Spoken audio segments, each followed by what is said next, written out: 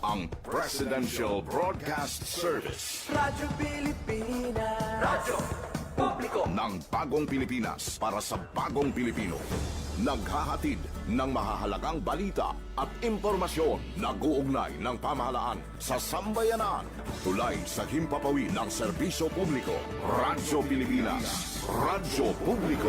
Ang boses ng Pangulo. Sa Iloilo, Radyo Pilipinas. 585 AM. Oras sa Radyo Pilipinas, Philippine Standard Time, alas 8:35 sa aga.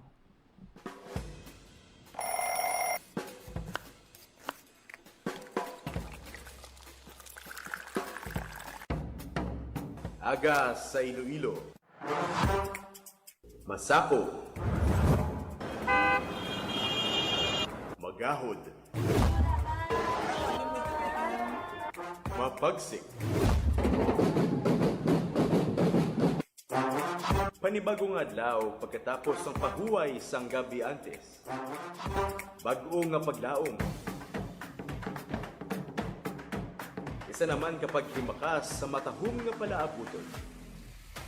Iloilo Morning, ang programa nga kaupod ninyo sa pamahaw kon aga. Magadulong sang labing ulihi nga balita, mga istorya halin sa Iloilo, kag iban nga bahin sang rehiyon, mga ginahuluhang balan, kag mga trending topic sa social media. Lulupod naton at tubangon ang maayo nga aga. Magpamati na sa Iloilo Morning. Diri sa 585 kHz sa AM bands ang inyong mga radyo. Radyo Pilipinas Iloilo, the only government radio station in Western Visayas.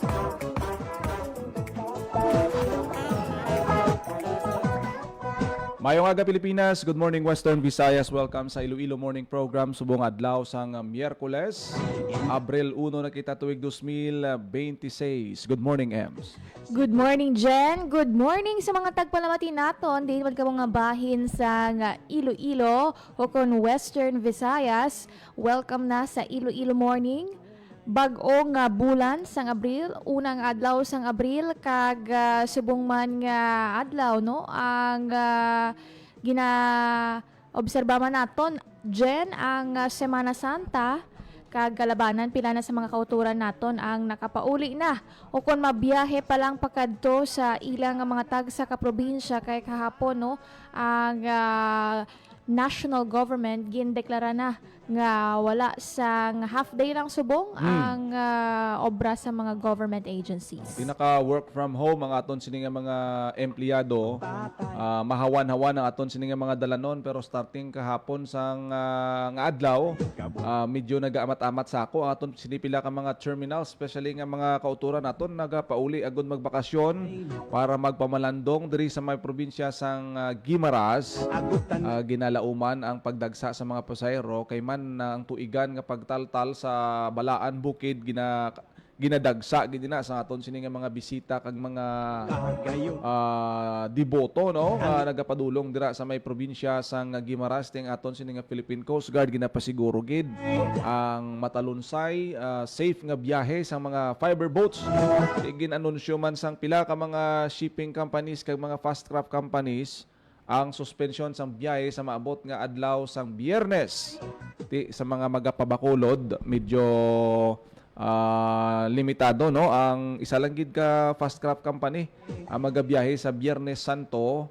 Laban-laban ting option sini didto gid kamo sa Roro sa Dumangas sakay para nga makapauli kamo. Timasako na subong ang makauturan naton. Tapos na ang graduation sa iban nga mga eskwelahan no.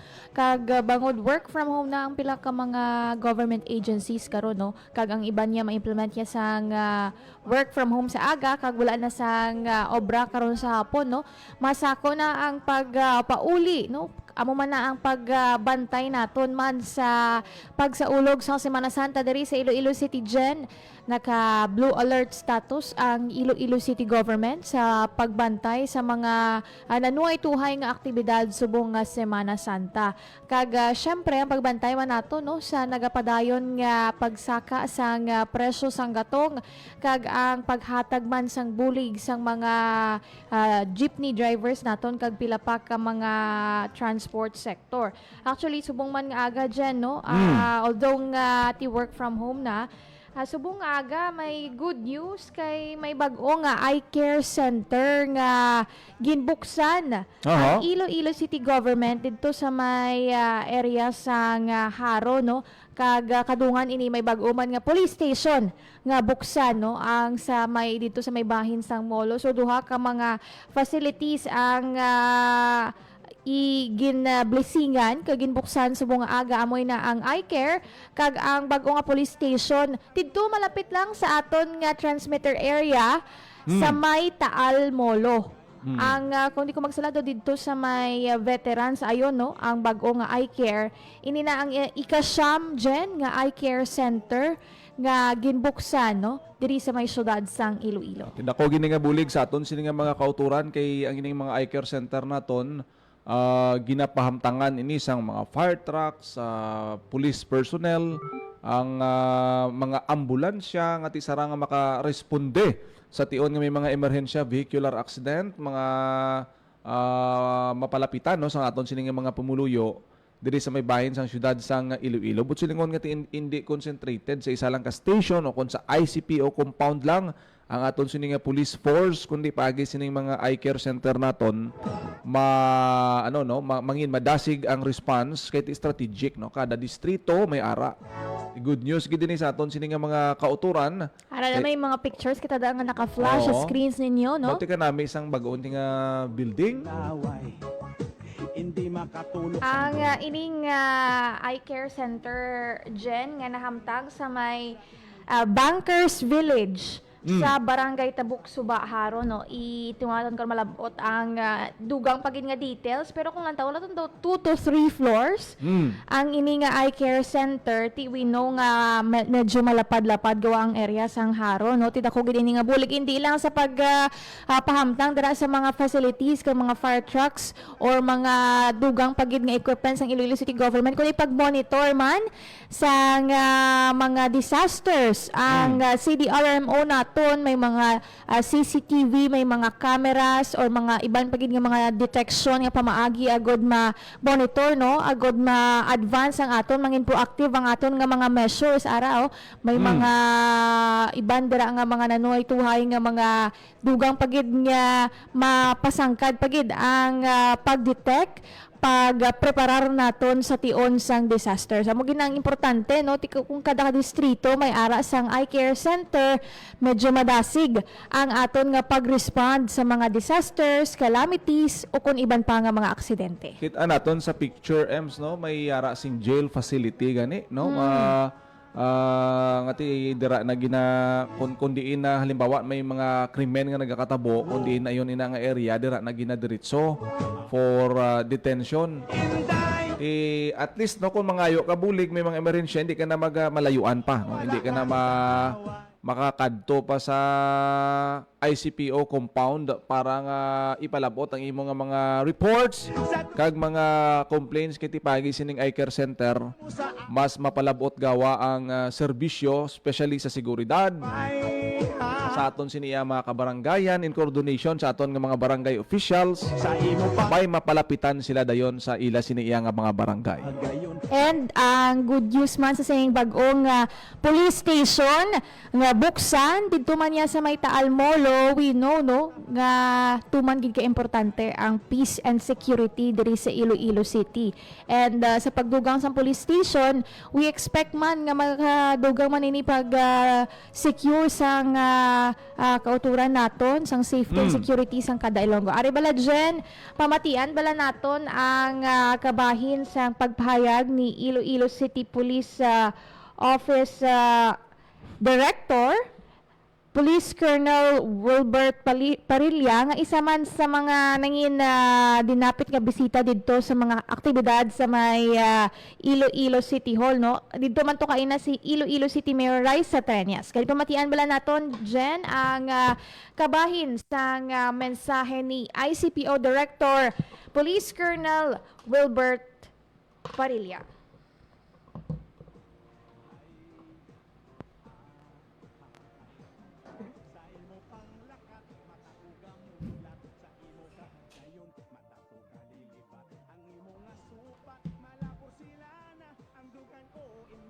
Ipabati naton dali lang gid no ang tingog ni ICPO Director Colonel Wilbert Parilla no, may kang tanan sa sining mga dugang eye care center kag police stations diri sa may Iloilo City.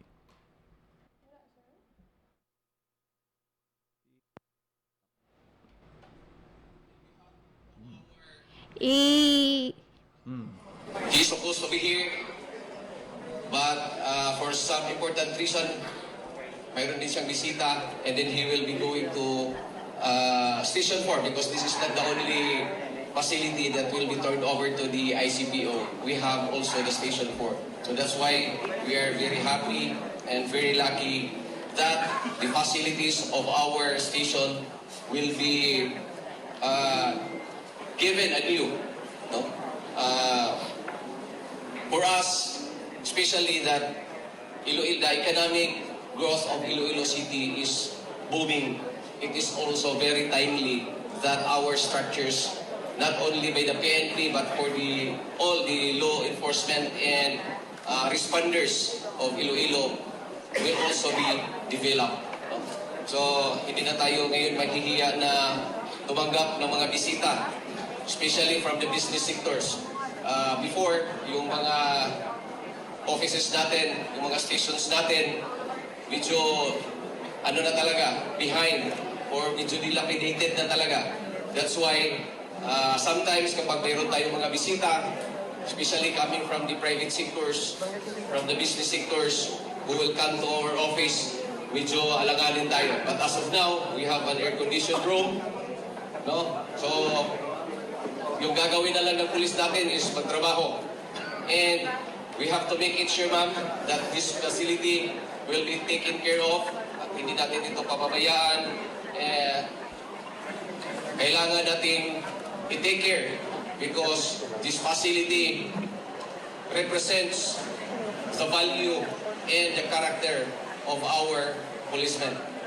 So kung ano yung estado ng ating facility, yun din yung nirepresent ng ating stations. That's why at all times it should be well maintained to make it presentable to any clients that will go to our office. Once again, ma'am, maraming salamat sa biyaya and with the aid of our councilors from the city and with the support of our barangay captains, we can maintain the peace and order of Iloilo City. And that is the most important thing to make our city, the economic growth of our city. And we cannot do that alone. It should be a well-cooperated effort with all the agency of the government. Once again, mayong aga sa atin. Nabatian dyan ang mensahe ni Police Colonel Wilbert Parilla, ICPO Chief, kay na sa pagbukas sang eye care dito sa may bahin sang Haro. Tinahawidan na to sa speech ni Colonel Parilla nga the infrastructure kuno is the face of Police. the city naton. Kay balaan naton nga ang iban nga mga stasyon sa una Blames kung nakalibot ka na sa mga police station sa una, halimbawa sa Haro Police Station, Lapas Police Station, diri na sa una located sa halimbawa sa Lapas Plaza sa kilid na medyo daan na gid man. Kung baguhanon ka di sa Iloilo City, hindi ka gani ka balo nga may police station na da. Ang sa Haro da sa may likod sang old Haro municipal building bala EMS. Kung matandaan mo da, police station na da sa una pero old na siya nga balay. Iti karon kung hindi ka familiar sa Iloilo City, masiling ka daw balay man na. Da ano naman balay na kung police station. Pero sa Subong, sa expansion sang eye care center da sa Arevalo, sa may Haro, Mandurriao, may no? World. Ang sa Mulo na da, bag-o na sa Taal Mulo, kay balanta na da ang ati government center na da ang sa Taal Mulo, nga malapit na nadara ang mga offices bala sang Comelec, bag-o nga open ng opisina sang Comelec, ang aton nga COVID laboratory, ara dira. Di sa una, ang daan nila nga police station, ara sa kilid sang Molo Church. Daw hindi mo makitaan da nga may police station da.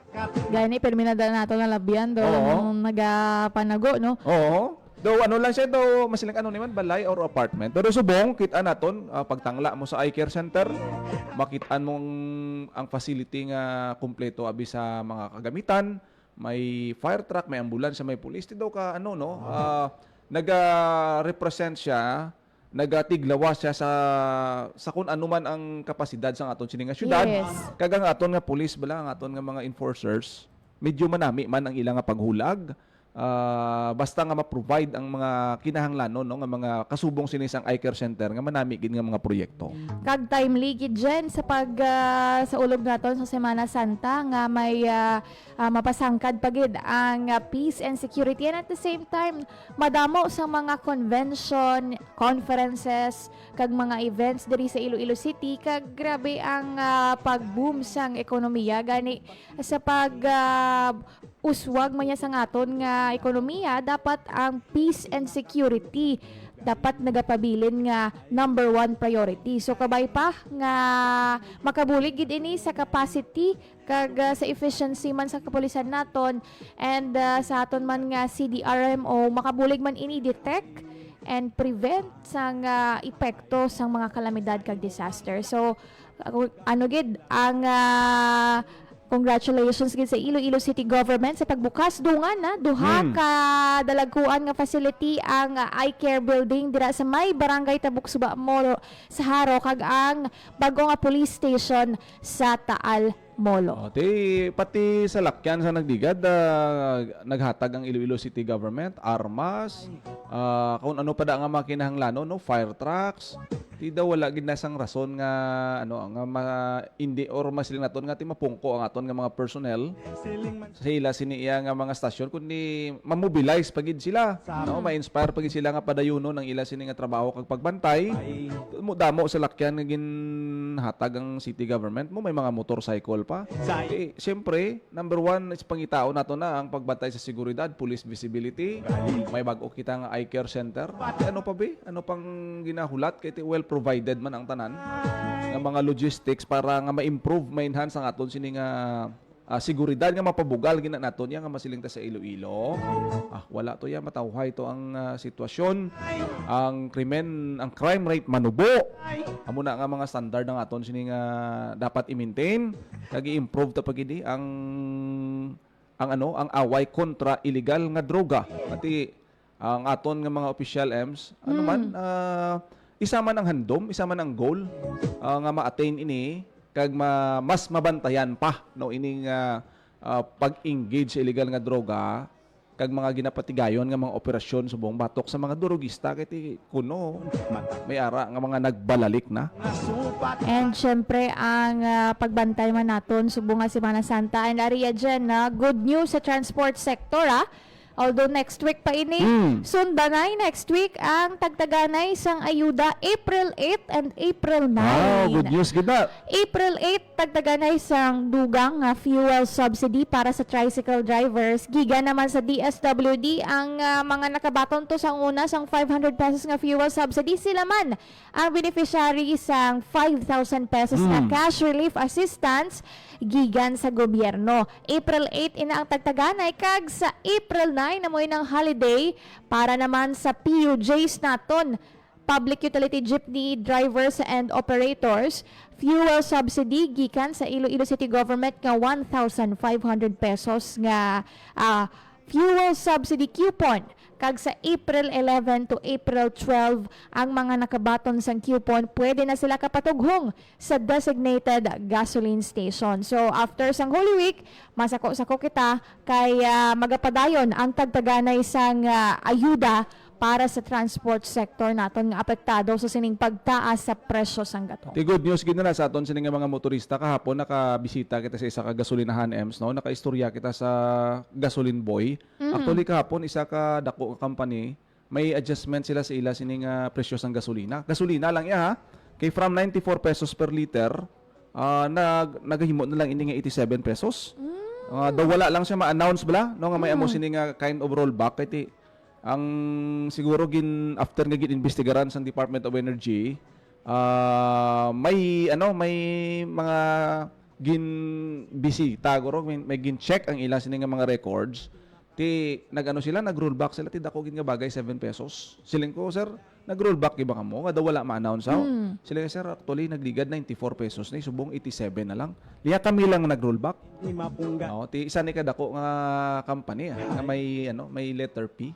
Ang iya nga popular. Dara man nga para gas ang mga tricycle driver. Ti from 94 pesos to 87 pesos. Dako nga Dako bulig. nga bulig ni kay ti gasolina man niya nagamit sa mga motorcycle drivers ta.